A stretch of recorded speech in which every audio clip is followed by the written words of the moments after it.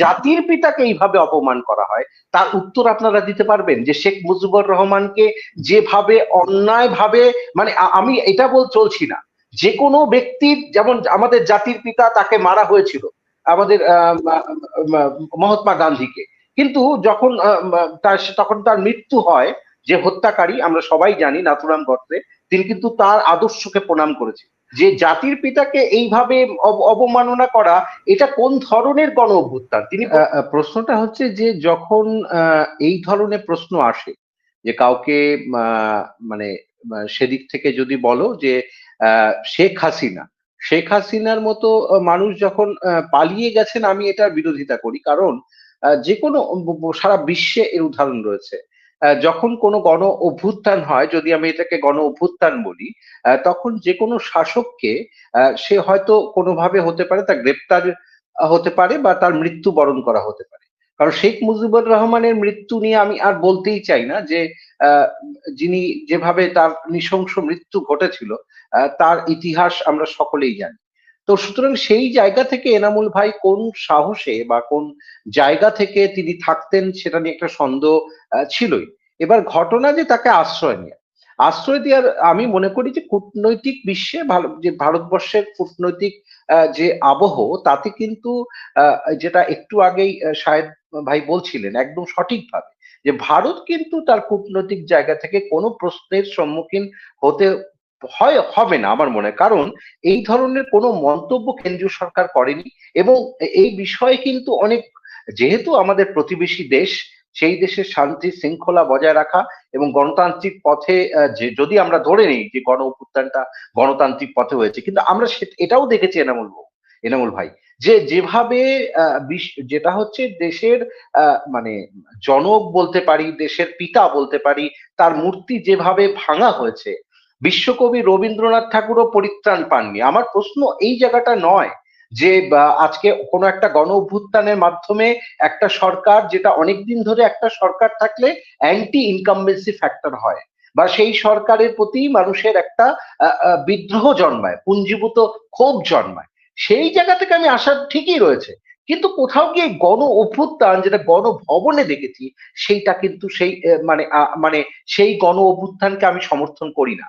এবার প্রশ্নে আসি যে তার আশ্রয়, এবার শেখ হাসিনার আশ্রয়ের জন্য ব্রিটেনের, আমরা জানি ব্রিটেনকে উনি চেয়েছিলেন ব্রিটেনে আশ্রয় নেবার জন্য, পরবর্তীকালে বেলারুশের নাম শোনা যায়, কিন্তু কোথাও ব্রিটেন বলেছে যে এইভাবে তাদের আশ্রয় দেওয়া সম্ভব নয় এই মুহূর্তে। যে দেশ নিকটবর্তী দেশ, সেই দেশেই তিনি আশ্রয় নেবেন। কারণ তিনি যদি বিমানে আসেন এবং যদি ব্রিটেনে নামেন ইংল্যান্ডে, সেখানে যদি তার নিরাপত্তা জনিত কোনো আশঙ্কা দেখা যেতে পারে, তখন তার দায়ভার কে নেবে? সুতরাং সেই জায়গা থেকে আমার মনে হয় যে তার আশ্রয়টা সেদিক থেকে কোন রকম প্রশ্নের সম্মুখীন হয় না। আন্তর্জাতিক রাজনীতির যারা চুলচেরা বিশেষজ্ঞ, তারাও বলেছেন যে ভারতের কূটনৈতিক জায়গাটা কিন্তু খুব স্ট্রং রয়েছে। কিন্তু আরেকটা বিষয় তুমি যেটা বললে ভাই, যে শেখ হাসিনা বা শেখ মুজিবুর রহমান আওয়ামী লীগ, আমি ধরেই নিলাম তারা যদি স্বৈরাচারী শাসক, এতদিন ধরে একটা স্বৈরাচারী ব্যবস্থা কায়েম করেছে, ছাত্ররা ছাত্ররা সেখানে আন্দোলনের একদম প্রথম সারির মুখ হয়ে সেই স্বৈরাচারী শাসনকে কুপোকাত করেছে। কিন্তু আমার প্রশ্ন বারবার একটা জায়গায়, যে কখনোই কিন্তু আমি এটাও দেখেছি, মোহাম্মদ ইউনূস যেদিন শপথ নিলেন, সেদিন কিন্তু নরেন্দ্র মোদী তাকে শুভেচ্ছাও জানিয়েছে, তার এক্স হ্যান্ডেলে পোস্টও করেছে।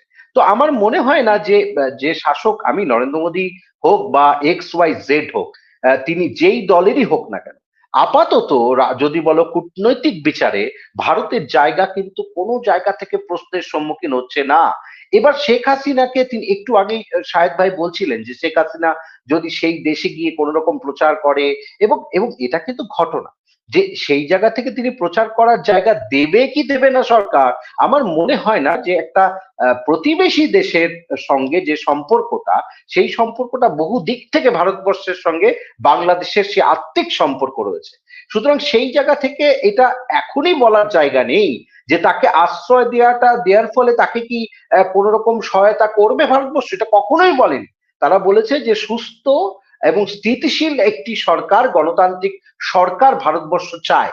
সুতরাং আমার এই কথাটাও খুব একটা মনে হয়নি যে রাহুল গান্ধীকে আমরা আমরা রাহুল গান্ধীকে পরবর্তী প্রধানমন্ত্রী হিসেবে ভাবি প্রধানমন্ত্রী হিসেবে ভাবতেই পারি, কিন্তু এখনো কিন্তু রাহুল গান্ধীর মানে আমি যে জায়গাটায় শাহেদ ভাই বলছিলেন যে অন্যান্য জায়গায় যাদের নাম তিনি তুলে বলেছেন সে বলতেই পারেন, কিন্তু আমার মনে হয় না যে ভারতবর্ষ। জনাব সুকান্ত ঘোষ, আমি একটা সম্পর্ক প্রশ্ন আপনার কাছে বলি, যেটা আপনি বলেছেন যে ভারত সরকারও চায় বাংলাদেশে স্থিতিশীল পরিস্থিতি বজায় থাকুক, কিন্তু উল্টো চিত্র যেটা আমরা দেখছি মিডিয়ার বিষয়টা মামুন ভাই ওনার বক্তব্যে কিছুটা টাচ করেছেন, যে বিশেষ করে রিপাবলিক বাংলা আপনাদের যে কলকাতার চ্যানেল রয়েছে বা অন্যান্য মিডিয়াতে যেরকম ভাবে প্রচার করা হচ্ছে বাংলাদেশে সংখ্যালঘুদের উপর নির্যাতন করা হচ্ছে, বিবিসি বাংলায় এরকম প্রতিবেদন করেছেন যে অনেক জায়গা থেকে যেই ভিডিও ফুটেজ দেখানো হচ্ছে কোনো না কোনো ক্ষেত্রে এই ফুটেজগুলো ভারতের ফুটেজকে বাংলাদেশের বলে চালিয়ে দেওয়া হচ্ছে। প্রধানমন্ত্রী নরেন্দ্র মোদী উনি অনেক উদ্বিগ্নতা জানিয়েছেন, অনেক দুশ্চিন্তা করতেছেন বাংলাদেশের সংখ্যালঘুদেরকে নিয়ে। এরকম পরিস্থিতিতে আপনার কি মনে হয় না যে বাংলাদেশে একটা সাম্প্রদায়িক উস্কানি দেওয়ার চেষ্টা হচ্ছে ভারতের মিডিয়া বা সরকারের পক্ষ? সুকান্ত ঘোষ। না, না এনামুল ভাই, আমার মনে হয় যে এই ধরনের, আমি আবারও বলছি যে সংখ্যালঘুদের মানে যে কোনো ক্ষেত্রে নিরাপত্তা দায়বদ্ধতা সেটা কিন্তু এই অন্তর্বর্তীকালীন সরকারের উপর বর্তায়। এবার আমার প্রশ্ন যে যেভাবে মন্দিরগুলোকে ভাঙা হয়েছে বা পোড়ানো হয়েছে তার সত্যতা আমি জানি না, কিন্তু আমার কিছু আত্মীয়রা রয়েছে কিছু বগুড়া যে থেকে। ফুটেজ গুলো দেখানো হ্যাঁ, হয়েছে ভারতের মিডিয়া গুলোতে, বিবিসি বাংলা তারা প্রত্যেকটা ফুটেজ ধরে ধরে দেখিয়ে দিয়েছেন যে এই ফুটেজ গুলো কোন ফুটেজ হয়তো বা পূর্বের বা কোন ফুটেজ যেগুলি ভারতের ভিডিও গুলোকে বাংলাদেশের বলে চালিয়ে দেওয়া হয়েছে, এরকম বিবিসি বাংলা কিন্তু প্রতিবেদন দিয়েছিলেন একটা, যখন ভারতের মিডিয়া গুলো এই সংবাদগুলো আসতেছে। আর বর্তমান অন্তর্বর্তীকালীন সরকারের প্রধান উপদেষ্টা ডক্টর মোহাম্মদ ইউনূস তিনি কিন্তু বলেছেন যে সংখ্যালঘু বলতে বাংলাদেশে কিছু নেই, আমরা সবাই বাংলাদেশি, হিন্দু মুসলিম সবার একটাই পরিচয় বাংলাদেশি। সেখানে ভারতের মিডিয়াগুলো কেন এই বিষয়টাকে বারবার হাইলাইট করার চেষ্টা করছে?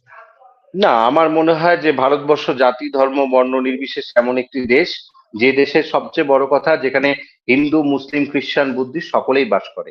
এবার যেখানে যদি এরকম সংখ্যালঘুদের প্রতি অত্যাচার হয়, এবং যদি আমি ধরলাম এনামুল্লাহ যে সেখানে যদি 1%ও সঠিক হয়, সেটাও তো কাম্য নয়।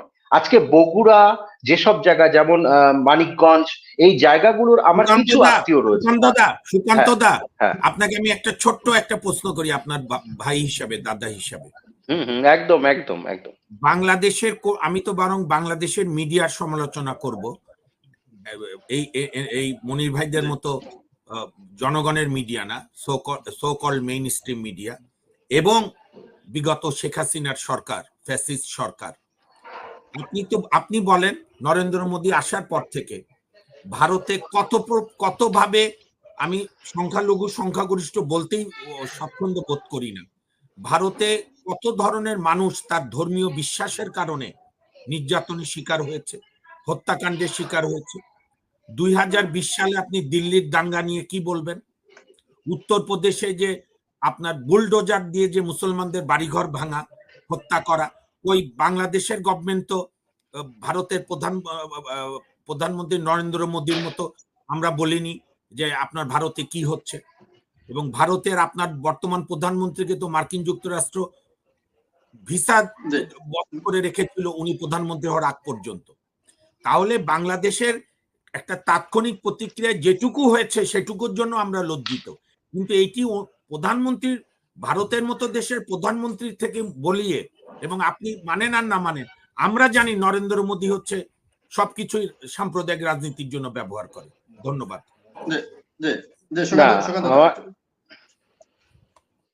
বলবো আমি? জি বলেন। হ্যাঁ, না আমার আমার বিষয় হচ্ছে যে আমার কাছে কিন্তু মানে বাংলাদেশ এবং ভারতবর্ষ, মানে আমি একটু আগে যেটা বলতে চেয়েছিলাম যে আমার কিছু রিলেটিভ ওখানে রয়েছে, তাদেরকে আমি জিজ্ঞেস করেছি যে নাম্বারগুলো দেয়া হয়েছিল যে মন্দিরগুলো যারা পাহারা দিচ্ছে সেই নাম্বারগুলো কি সত্যি কাজ করছে। তখন কিন্তু তারা এটা উত্তর দিয়েছে যে আমরা নিজেরা পাহারা দিচ্ছি, সেই নাম্বারগুলো কিন্তু কাজ করেনি, অনেকগুলো নাম্বার ফেক।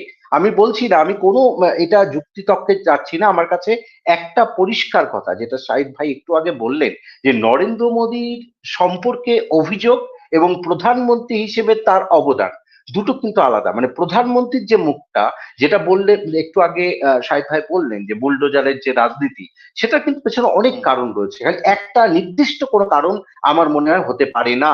কিন্তু আমার প্রশ্ন একটাই শাহিদ ভাইয়ের কাছে, যে যেখানে জাতির পিতাকে এইভাবে অপমান করা হয়, তার উত্তর আপনারা দিতে পারবেন? যে শেখ মুজিবুর রহমানকে যেভাবে অন্যায় ভাবে, মানে আমি এটা চলছি না, যে কোনো ব্যক্তির, যেমন আমাদের জাতির পিতা তাকে মারা হয়েছিল, আমাদের মহাত্মা গান্ধীকে, কিন্তু যখন তখন তার মৃত্যু হয়, যে হত্যাকারী আমরা সবাই জানি নাথুরাম গডসে, তিনি কিন্তু তার আদর্শকে প্রণাম করেছেন।